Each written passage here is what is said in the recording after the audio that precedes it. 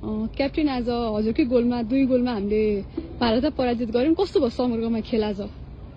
मैले हिजो पनि भनेको थिएँ, जुन अघिल्लो म्याचको मिस्टेकलाई चाहिँ मिनिमाइज गरेर आज हामी त्यो गेमलाई चाहिँ फोकस गर्नेछौँ। लाइक त्यो मिस्टेकहरू मिनिमाइज गरेर हामी अगाडि बढ्नेछौँ भनेको त्यो डेफिनेटली त्यही भयो। डिफेन्स लाइनमा जुन हाम्रो एरर थियो पहिलो गेममा, त्यो सबै कुराहरूलाई चाहिँ उहाँहरूले एकदमै सही ढङ्गबाट फुलफिल गर्नुभयो र एउटा चाहिँ मिसकम्युनिकेसन को कारणले गर्दाखेरि अथवा त्यो पछाडिबाट चाहिँ कम्युनिकेसन अलिकति ल्याक भएको कारणले गर्दाखेरि हामीले गोल कन्सिड गर्यौँ।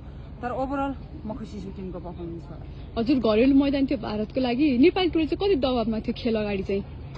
दबावमा भन्दा नि अब बाहिरको अडियन्ससँग हाम्रो कुनै सरोकारै रहँदैन अब इनसाइड द फिल्ड हुँदाखेरि, किनकि वो हामीलाई चाहिन्छ अनि तर अब अटोमेटिकली उनीहरूको होम ग्राउन्ड र होम क्राउड थियो, त्यही माथि अब हाम्रो पनि जुन